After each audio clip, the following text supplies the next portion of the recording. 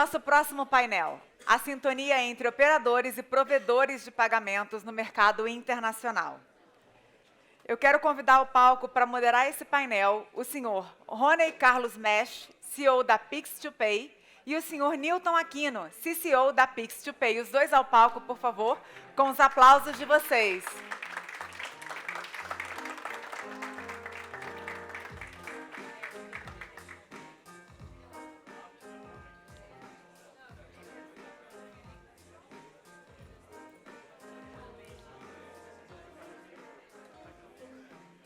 Sejam bem-vindos.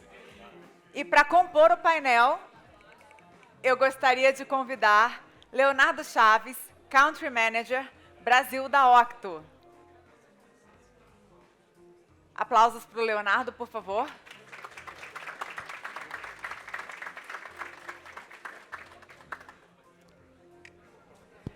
Convido também o senhor Francisco Mansur, especialista em apostas.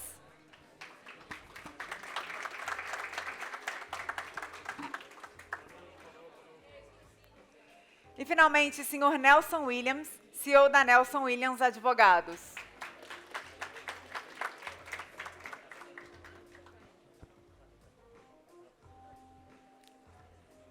Sejam bem-vindos. Eu passo a palavra aos nossos moderadores. Desejo a todos um excelente painel e até já já. Boa tarde.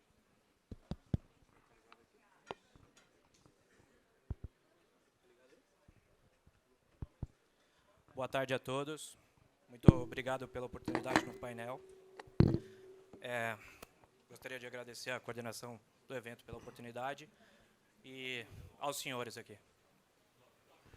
Eu gostaria de começar um tema aqui sobre meios de pagamento, levantando um tema sobre tributação, né? Gostaria dessa primeira pergunta para o Dr. Francisco Mansur, em relação à tributação.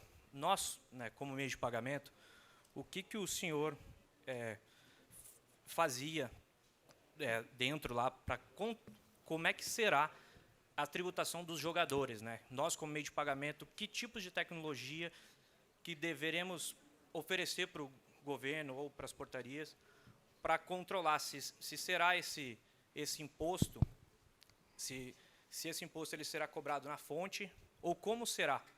Né? Deixo a palavra aí para o senhor. Bom, primeiramente eu quero agradecer a todas e todos os presentes. Quero cumprimentar a Pix2Pay na figura dos nossos moderadores, então o Léo. Quero abraçar aqui o nosso mestre, Nelson Williams, dizer que é uma honra estar aqui ao seu lado. Dizer que graças ao segmento como um todo, nós estamos realizando hoje nossa primeira Sigma com o mercado brasileiro regulado, não é verdade? Isso é muito importante e isso é um trabalho de uma equipe do Ministério da Fazenda, então eu quero saudar aqui o André, a Daniela, Carlos Magno, que compuseram esse bravo e reduzido time do Ministério da Fazenda, que durante o ano de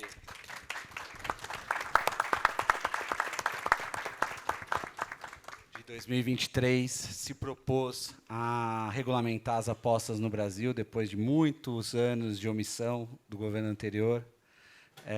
E até hoje trabalham duramente para que a gente tenha as portarias, essas que foram tão mencionadas aqui, e tantas outras que virão. Dizer que eu sinto muita saudade de vocês, sinto a falta do convívio diário, e dizer que vocês são bravos e estão fazendo um trabalho brilhante. A questão da tributação do apostador, assim como a questão da tributação das próprias operadoras, ela passa por um elemento fundamental, que é a implementação de sistemas dentro do Ministério da Fazenda, capazes de apurar, num tempo muito razoável, se não em tempo real, nosso objetivo é o tempo real, o volume de apostas individualizado. Isso não serve só para a tributação, seja do apostador ou da operadora. Serve para prevenir manipulação de resultado, lavagem de dinheiro. A gente está aqui num evento de meios de pagamento, de uma empresa de meio de pagamento, e é importante destacar o quanto os meios de pagamento são fundamentais para a saúde desse mercado. O meio de pagamento vai ser um elemento essencial para que a gente possa prestigiar as operadoras que se credenciarem no Brasil e, ao mesmo tempo, punir aquelas que não tiverem, impedir que elas operem, aquelas que não tiverem credenciadas no Brasil. A tributação do apostador, do jeito que a lei ficou após os vetos do Executivo, ela está num percentual de 15% do valor líquido. A grande dúvida que o Congresso ainda tem a possibilidade de avaliar os vetos, que ainda incide, o que é o valor líquido nesse caso. E quando, especialmente o quando, para mim o fundamental é o quando nós vamos apurar. Se a gente apurar todo dia, a gente pode criar uma situação onde um apostador que perdeu vários dias seguidos, portanto não recolheu nada, no dia que ele ganha, eventualmente ganha, se você olhar o resultado de uma semana dele é negativo, mas naquele dia o resultado foi positivo, acima da faixa de isenção, porque eu tenho para mim que a faixa de isenção ainda precisa ser respeitada, a primeira faixa de imposto de renda, porque tem uma lei geral de apostas, uma lei específica que ainda a mantém, mesmo tendo sido vetado pelo Executivo.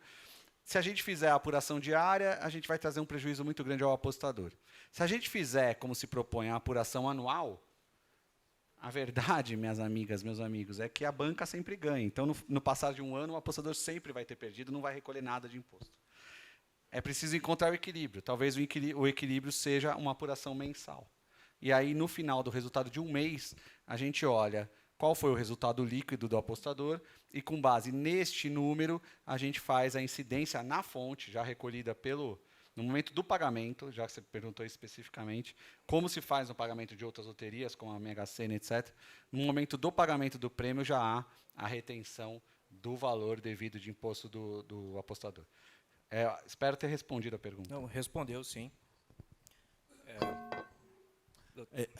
Com todo o respeito aqui, né, isso aqui é um momento importante, acho que para todos. Quero aqui agradecer a cada um de vocês, ao meu colega Mansur, a toda a equipe que trabalha ferrenhamente, aos organizadores do evento.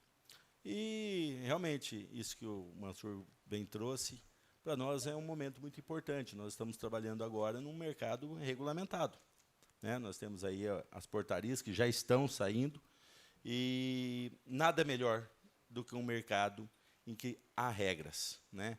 Com previsibilidade. Com relação à tributação do apostador, eu, particularmente, confesso que eu acredito que, da maneira que está, não é a mais justa. Ela penaliza o apostador. Que bem o Mansur colocou. Você, ao final do frigir dos ovos, ou ao final da apuração, a casa ou a mesa sempre ganha. E se o apostador que mais perde ao final, quando ganha, ele tem uma tributação, eu acho que é injusto, tá? E deveria ser sobre ganho de capital. Houve aumento de capital? Então há imposto.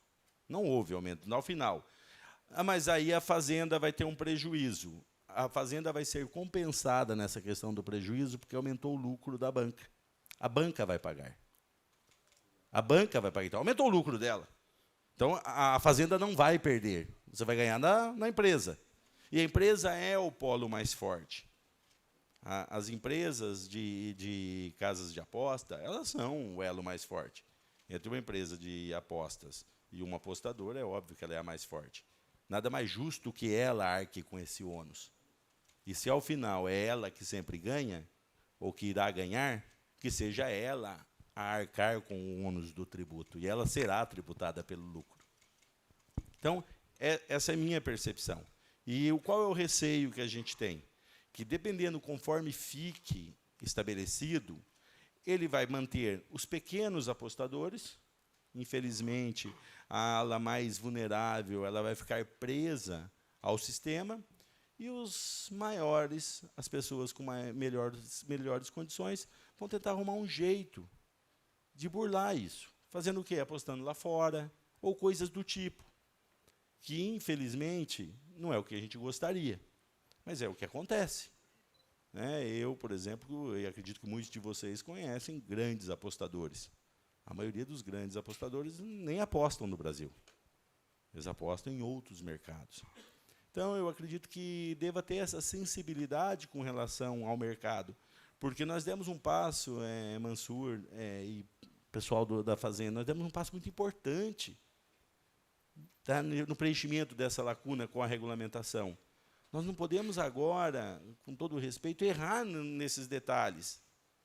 E essa questão de a Fazenda não irá arrecadar com o apostador não pagando sobre ganho de capital eu sou favorável, porque aí realmente há um lucro, a casa vai pagar por isso. Então, a Fazenda não vai ser prejudicada, porque ela vai ter um maior lucro, com o maior lucro dela, maior tributação sendo recebida pela Fazenda. Então, haverá uma compensação. Então, eu acho que é importante vocês refletirem nesse sentido. Essa é a minha opinião. Esperamos, ainda não saiu, esperamos que, quando saia a definição sobre isso, que tenham muita sabedoria em como vão colocar. Para quê? Para não estragar algo que está sendo muito bem feito, muito bem desenhado. Essa é a minha opinião. Obrigado. Deixa eu só... Primeiro, gostei muito dos posicionamentos aqui. Primeiro, agradecer também a oportunidade, o convite de vocês a gente participar desse painel com craques aqui. A gente tem muito a aprender com eles. Eu vou dar uma de moderador, porque uma pergunta para a gente debater aqui, na verdade. Você comentou, Mansur, na questão... Porque se comentou e se discutiu um pouco entre a gente aqui de pagamentos, aí falou, tá bom, será que a empresa de pagamento pode contribuir, já que o fluxo de pagamento passa para nós? Mas a gente só vê parte do fluxo, né? Porque normalmente os operadores trabalham com mais de uma empresa de pagamento, justamente para diluir aí a estratégia deles entre outros serviços, né? Mas na questão do operador, será que o jogador não vai diluir as apostas dele entre outros operadores também, justamente para evitar que ele... Porque se for o operador que vai pagar, né, ele vai falar, pô, então eu não vou colocar tudo no mesmo operador, eu vou jogar um pouquinho em cada operador, justamente para tentar ficar abaixo da... Né? Eu acho que é um desafio. Abaixo da tabela. Então eu acho que tem um desafio aí também, né? Fundamental a sua colocação. E isso foi muito pensado, muito discutido entre nós. E volto a dizer, eu acho que o grande segredo é que em algum lugar, e esse lugar só pode ser o governo, o Ministério da Fazenda, no caso, haja uma centralização que possa captar o ganho por CPF, não por operador. E aí caberá mesmo ao sistema da Fazenda dizer como é que vai ser essa distribuição da retenção, ou se nessa hipótese específica a gente vai ter que trabalhar com o sistema de carnê. Nessa hipótese específica, quer dizer, a gente discutiu muito. Bom, isso foi muito falado lá, né? Se a gente vai ter o operador jogando em o apostador jogando em várias operadoras, qual delas terá a responsabilidade? E no final do período especificado, teve um ganho? Qual é o sistema para fazer a retenção via operadora? Aí fica realmente uma situação que a gente vai incumbir a qual? E a solução, enquanto eu estive lá até dia 23 de fevereiro, né? Enquanto eu estive lá, o que se discutia com a Receita, e aí a gente está falando da Receita, não que está dentro da Fazenda, mas eles têm a incumbência de propor esses sistemas, as obrigações acessórias, tudo que um contribuinte tem que realizar para fazer o recolhimento correto dos impostos. Vai caber a Receita bolar um sistema, se é que já não bolou, para que a gente possa fazer essa justiça tributária e não beneficiar alguém que, por opção, ou com esse pensamento de nunca ultrapassar a faixa de isenção, possa vir a pulverizar suas apostas em diversos apostadores. O fundamental, eu acho, a linha inicial é que em algum lugar, hoje, porque, por exemplo, você tinha os sistemas nos operadores, eles não têm como consolidar, mas em algum lugar, e isso é desde o D0, dia 2 de janeiro de 2023, a gente tinha claro, e aí a equipe trabalhou muito com o SERPRO e para desenvolver um sistema que tivesse um controle por operador, mas também um controle por CPF de apostador. Aí, trabalhando outras vertentes também, próprio hipótese de vício em jogo, tudo isso você precisa estar tendo um controle da pessoa apostador, para que a gente possa combater essas outras externalidades negativas, para além da nossa obrigação, do governo deles, no caso, a obrigação de arrecadar. Tenho outra questão aqui também que envolve isso. Sabendo que estamos saindo várias portarias, em alguns estados já estão à frente, outros estados ainda não se mexeram em relação à regulamentação, e nós, como os gates de pagamento, ainda não sabemos o que devemos ou não fazer, né, nessa questão de de estar mais próximo com o governo para passar esse tipo de informação. Nós, eu acredito, como meio de pagamento, sempre queremos estar 1000% redondo dentro da legalidade, e há sempre essa dúvida, né? Então, a minha pergunta para o senhor também, de novo, Mansur, como que nós, gateways de pagamento, iremos controlar a questão da territorialidade? Tá? Que alternativas, né? Nós temos ferramentas para isso, mas que alternativas que foram pensadas quando o senhor estava no governo? Vamos começar essa com o Dr. Nelson. Tá bom. Ele sabe muito mais isso do que eu. Aliás, sabe muito mais tudo, mas isso também. Imagina. Bom, só vou, para concluir, vou voltar na pergunta anterior, depois eu volto na territorialidade.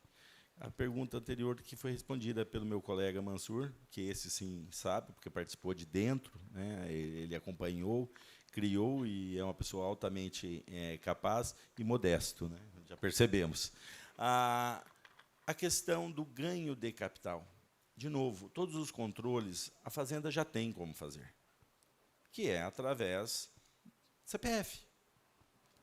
Por isso que uma apuração de eventual ganho de capital e uma tributação em cima disso, na minha percepção, eu insisto, é o melhor e o meio mais justo de tributar.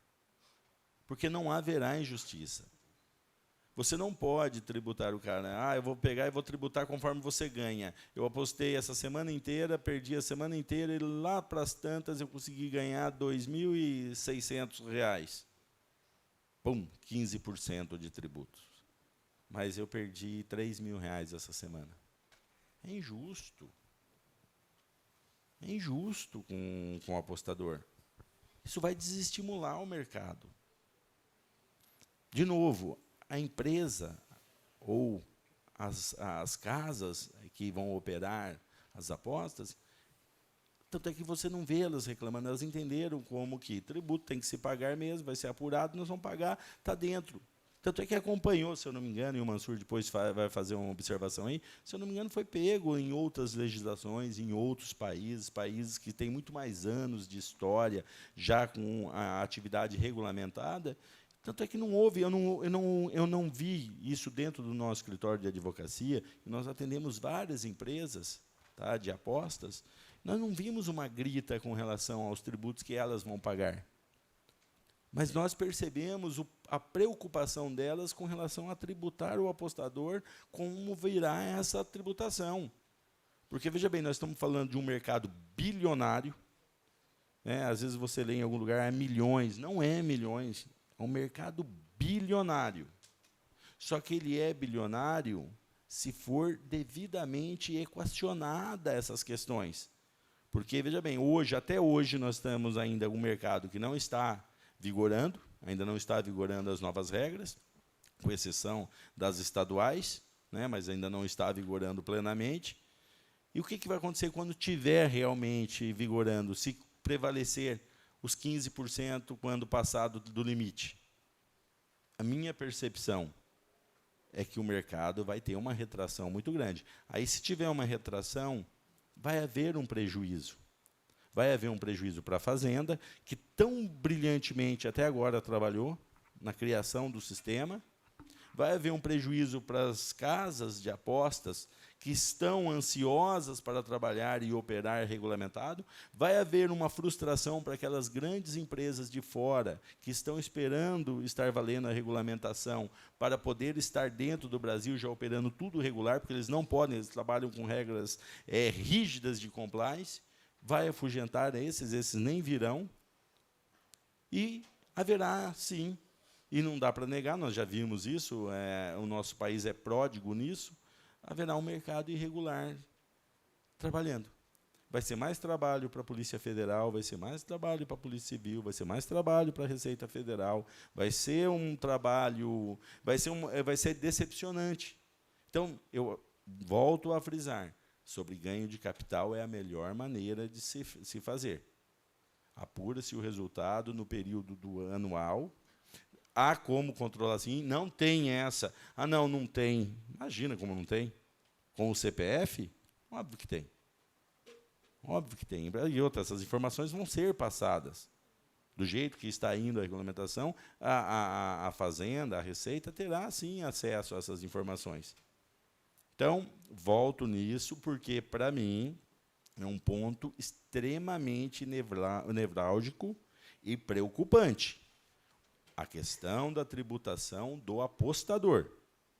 Das casas de aposta, vocês não estão escutando e não estão vendo chia. E vocês não estão vendo os apostadores, porque esses não sabem o que está acontecendo. A grande maioria não sabe o que está acontecendo. Ele vai saber a hora que ele for buscar o prêmio dele ou esperar que o prêmio dele seja acreditado em conta nas 120 minutos que ele tem para ser acreditado em conta e vir muito menos do que ele está esperando, ele descobriu que é imposto. Porque muitos desses apostadores não pagam imposto. Eles mesmos não pagam impostos. Eles têm impostos descontados muitas vezes do seu salário e tal, mas na cabeça dele nem assimilou isso. Ele considera já o salário dele líquido. Mas na hora que ele aposta, que ele faz o múltiplo, ele vai fazer o múltiplo cheio, porque a aposta é fixa, ele vai fazer cheio e vai receber com 15% a menos. Ele vai ter, sim, uma decepção. Então, volto que cuidado com relação ao apostador. E, de novo, se a banca sempre ganha, nós vamos ter imposto de renda na banca, nós vamos ter imposto na banca, a banca vai pagar, a Fazenda não terá prejuízo e o mercado vai continuar estimulado. Isso também não vai alimentar, não sei se em algum momento vai chegar a questão de aos vícios em jogos, né? Ludopatia. Não acredito, porque, veja bem, os jogos já estão funcionando a todo vapor e é desde 2018, tá? Nós já temos aí 6 anos que está funcionando a todo vapor os jogos no Brasil, e pelo menos pode ter um ali, aqui ou ali, algum problema, mas ainda não é um problema de saúde pública, e eu não acredito que será. Essa é a minha opinião. Tá? A pergunta da territorialidade, voltando, né, com a questão da territorialidade, qual foi a pergunta, só para... O Mansur passou essa batata quente para mim? A questão da territorialidade é que hoje já tem algumas portarias. Nós, gateways, queremos saber como devemos nos fazer alguma ferramenta para controlar essa territorialidade. Porque alguns estados eles ainda não se prontificaram, não estão vendo isso. Né? Se não houver um acordo entre os entes da federação... Por exemplo, hoje nós estamos vendo, não sei se mudou algo, porque agora de manhã eu estava aqui num painel aqui e já tinha saído uma portaria e eu não estava a par. Não sei se já... Quer falar sobre isso, Mansur? As secretarias de Fazenda criaram um comitê para discutir esse assunto. Exato. Se fizerem um acordo e todos concordarem, o Rio de Janeiro aceitar, porque o Rio de Janeiro é o que extrapolou o limite territorial, o Paraná, por exemplo, não extrapolou. A Paraíba também não extrapolou. Se o Rio de Janeiro retroceder e os outros também aceitarem, nós temos um acordo, tendo um acordo, limite territorial, hoje, com sistemas de controle digital, com tecnologia que nós temos hoje, acredito que nós não seria um grande problema controlar o limite territorial.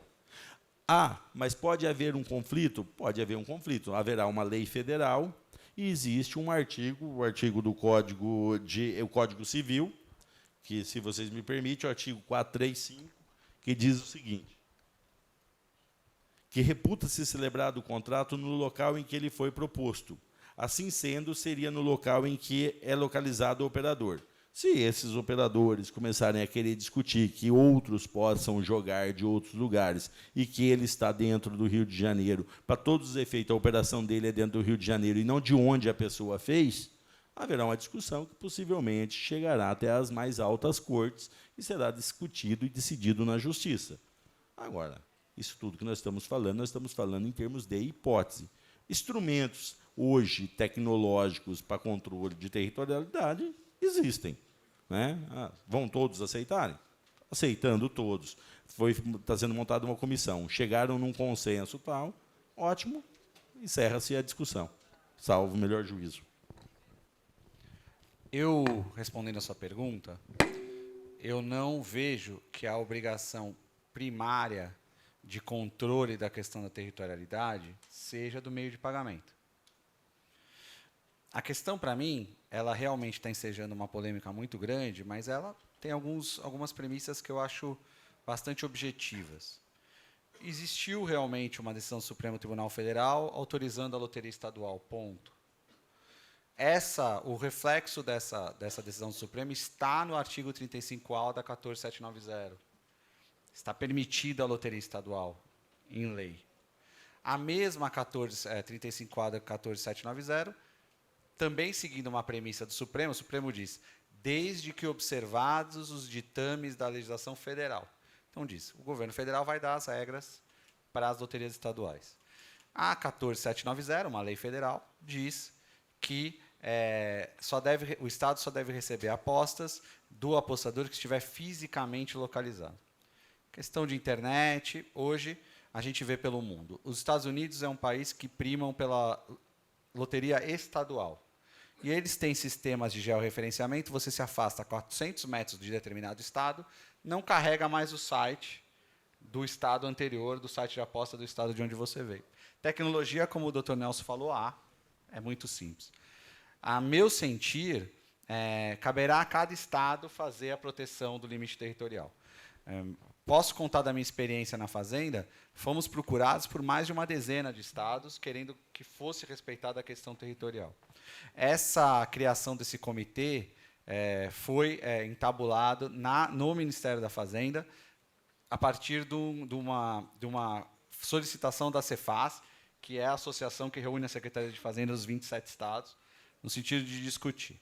O acórdão diz da legislação federal e a lei diz, ela está em vigor, pode ser objeto de questionamento quanto à sua constitucionalidade, enquanto não houver ou uma decisão liminar ou uma decisão definitiva dizendo que ela é inconstitucional, ela está em vigor e deve ser cumprida. O que incumbe ao meio de pagamento? Na minha visão. E outra coisa que eu quero deixar bastante clara aqui. Agora estou falando como alguém, um operador do direito que acredito que o governo federal vai tomar todas as medidas que estiverem ao seu alcance para não permitir que seja extrapolada a questão da territorialidade. Então, você que vai comprar uma licença estadual acreditando que vai receber apostas do país inteiro, está sujeito às ações que a AGU vai ajuizar, que o governo federal vai tomar, porque um raciocínio lógico. Se você está cobrando uma outorga nacional e os estados extrapolam a territorialidade, a outorga nacional que você está cobrando, ela perde sentido. Então, o governo não vai abrir mão de estabelecer a prevalência da outorga nacional. E por que alguém compraria estadual? Porque ele está localizado ali, a estadual, obviamente, vai ser muito mais barata que a nacional, e você está querendo atingir o público daquele estado, você compra uma outorga estadual num determinado momento, até o momento que você decida se e quando comprar a outorga nacional. Então, não haveria por que o governo federal abrir mão dessa prerrogativa, não se abre mão de prerrogativa em nenhuma hipótese. Então, acho que a pessoa que comprar acreditando que vai poder extrapolar o limite estadual, pode vir a sofrer questionamento. Da mesma forma que esse mesmo conceito pode vir a ser questionado no Supremo, numa ação direta. Então, é algo ainda que está a resolver e realmente, como o Dr. Nelson falou, a possibilidade da reunião desse comitê pode levar até, porque a partir desse comitê, o Congresso Nacional seja sensibilizado pelos governadores, pelos secretários, a rever ou manter o entendimento. Então, acho que a questão da territorialidade é muito mais objetiva do que a polêmica que se faz em torno dela. Em nenhum momento, o Ministério da Fazenda pretendeu abolir as loterias estaduais. O que incumbe, então, ao meio de pagamento? O meio de pagamento, a portaria de meio de pagamento, ela é feita sempre ouvindo o Banco Central, que é a quem os meios de pagamento respondem a todo o sistema, mas a quem tem uma interlocução mais direta. E uma preocupação do Banco Central, a gente teve um jantar ontem com o Gabriel Galípolo, secretário de Política Monetária do Banco Central, e ele falou, a preocupação do Banco Central é trabalhar junto com os meios de pagamento para que os meios de pagamento sejam um instrumento para que a gente prestigie quem comprou a licença e possa combater quem quer continuar atuando no mercado clandestino. De modo que o meio de pagamento deve realizar os pagamentos apenas a empresas autorizadas para tanto. Caso haja um descumprimento da norma em vigor, há dentro do Ministério da Fazenda uma subsecretaria de ações sancionatórias, que pode aplicar a sanção que vai desde a advertência até a própria exclusão do operador, além do pagamento de multa. Uma vez excluído o operador, o meio de pagamento não poderá mais realizar as operações, seja receber o pagamento da aposta, seja pagar. Então, eu não vejo que essa questão da territorialidade deva ser primordialmente resolvida pelo meio de pagamento. Não acho que é uma obrigação de vocês, ou de vocês, meios de pagamento. Primeira obrigação, estados, colaborando com os estados operadores, que devam respeitar a lei enquanto ela estiver em vigor, enquanto ela não tiver sido modificada. E o meio de pagamento deve estar atento às normas do Ministério da Fazenda, das ações sancionatórias e do Banco Central, para pagar apenas aqueles que tiverem legitimados para receber. Então, se houver uma incidência reiterada de recebimento de pagamentos de uma operadora que está recebendo apostas de outros lugares, mas só tem a licença estadual, certamente haverá a aplicação da sanção, e a partir da aplicação da sanção, o meio de pagamento deve ser comunicado, não tem como adivinhar, deverá ser comunicado para agir realizando ou não, ou deixando de realizar as operações. Para mim, é simples como isso. Entendido. Léo, tem alguma consideração que você queira levantar? Não, foi, na verdade, muito bom escutar aqui, porque sempre existe a preocupação e uma questão de querer jogar a responsabilidade na parte de pagamentos, né? Tira do operador isso e joga para pagamentos como uma forma de bloquear. Daria para fazer isso sistemicamente? Sempre dá, mas a gente sempre precisa fazer isso do ponto de vista colaborativo com o operador, porque o cliente está entrando na plataforma do operador. Nós somos somente uma parte por trás da operação dele. Quem gerencia a trajetória e o fluxo do usuário ali é o próprio operador, onde ele vai chamar a gente somente na ponta final, que é a ponta do pagamento. E para a gente saber se aquele usuário, da onde ele está vindo, o operador, a gente precisaria, em conjunto com ele, colocar e receber o número do IP da onde ele está acessando, para aí sim tomar uma atitude, e aí sim bloquear. Mas aí você gera uma frustração no cliente. Você vai deixar ele chegar na ponta final da trajetória ali, da compra, no momento do pagamento você bloqueia, gera uma frustração para o cliente, gera um custo operacional para o operador, que vai ter que falar, pô, por que está tendo baixa conversão no momento do pagamento e eu, ali, quem é a plataforma de pagamento está bloqueando a transação. Então, para mim, é bom escutar isso, que a responsabilidade é de quem conhece e é responsável pela jornada do cliente. E se o operador, na verdade, ele bloqueando desde o início, o exemplo dos Estados Unidos que o Mansur colocou aqui, poxa, se já não está, saiu 400 metros, já bloqueia, não gera nem a frustração de tentar, né, de começar o processo de acessar, apostar, enfim. E um exemplo que eu quero dar muito rápido, quem tem aqui o Premier, o pay-per-view do futebol brasileiro, sabe que dependendo de onde você está, você não acessa do dispositivo móvel. Então, tecnologia para saber onde você está georreferenciado e bloquear já existe. É só fazer. Realmente, acho que o que o meio de pagamento tem que fazer é ficar atento às deliberações do Ministério da Fazenda, da Subsecretaria de Ações Sancionatórias, e não partir dele a iniciativa de deixar de realizar um pagamento por conta da questão da territorialidade. Tem que ser, eu acho que tem que cumprir estritamente o que o Ministério determinar em relação àquele operador e comunicar o meio de pagamento. Muito obrigado, entendido. Léo, você tem alguma consideração para levantar aqui, para eu não ficar perguntando? Não, vamos lá.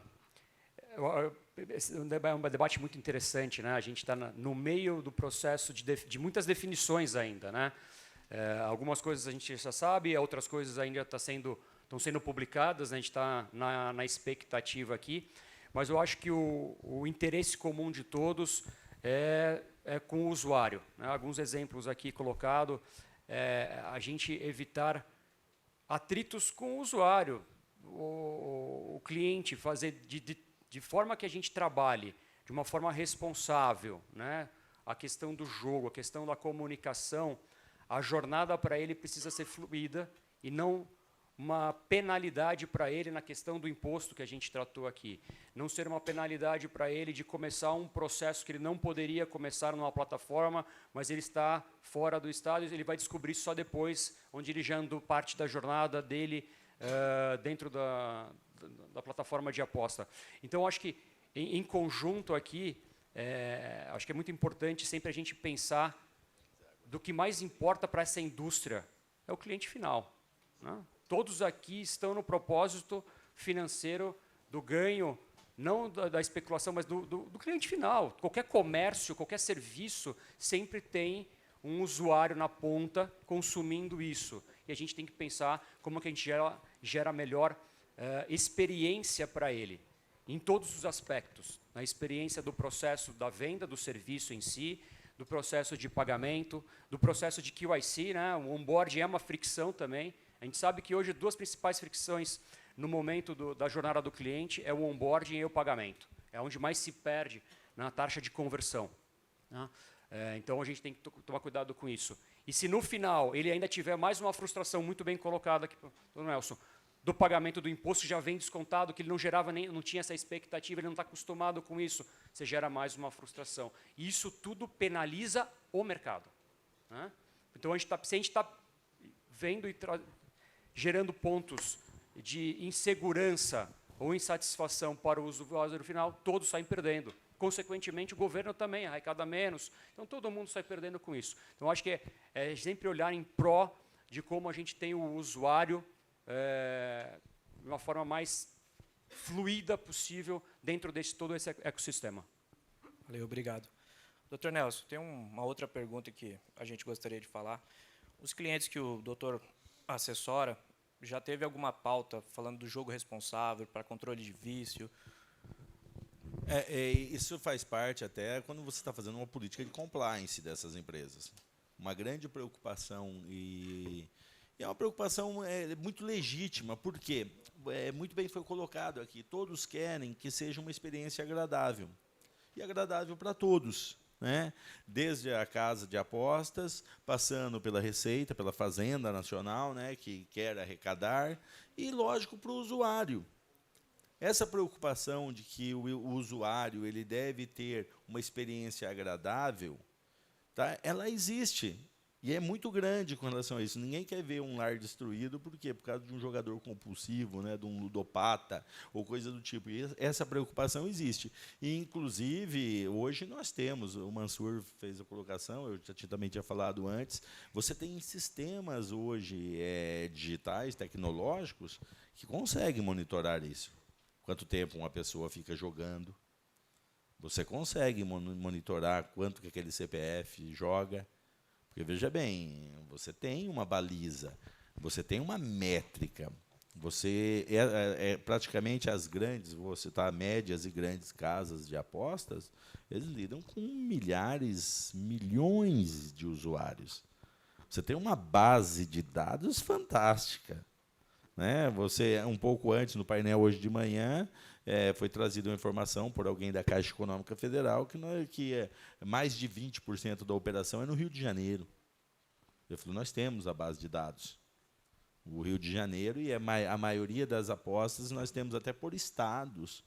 Quanto é o percentual que equivale de todas as apostas do território nacional, com base na da Caixa Econômica Federal, que tem loteria.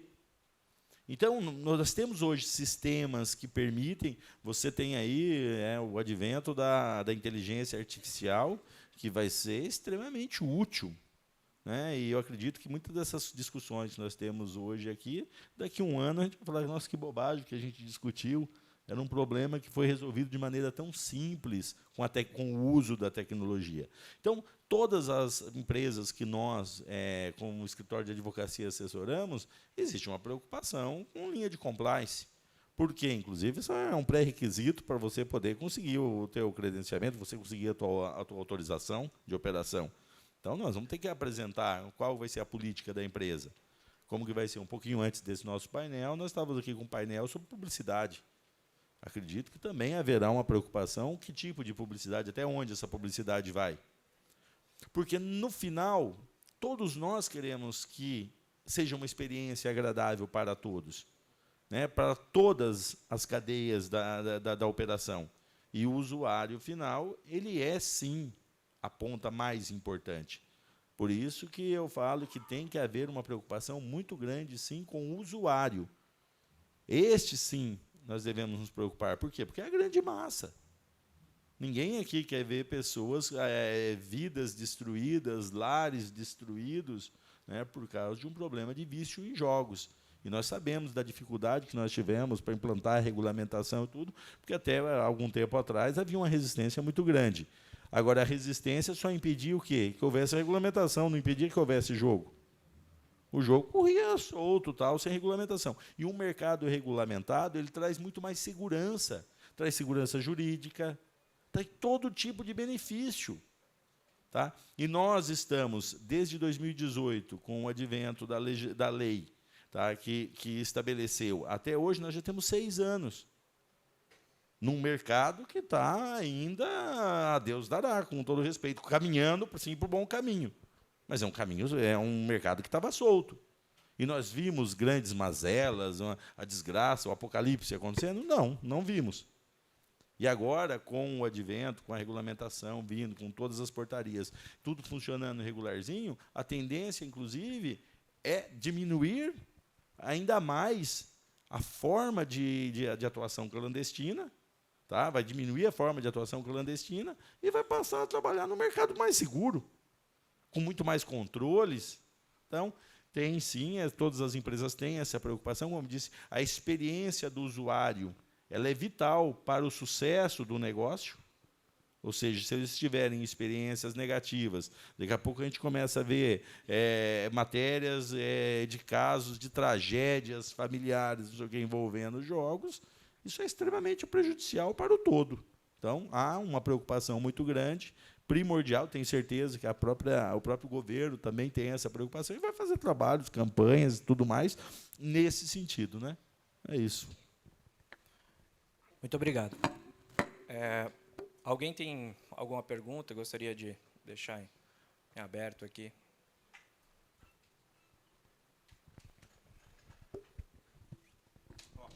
Olha aqui. Perfeito. Tá, nós temos 3 perguntas e 1 minuto e 20. Como é que a gente faz? Vamos para 2 perguntas aqui.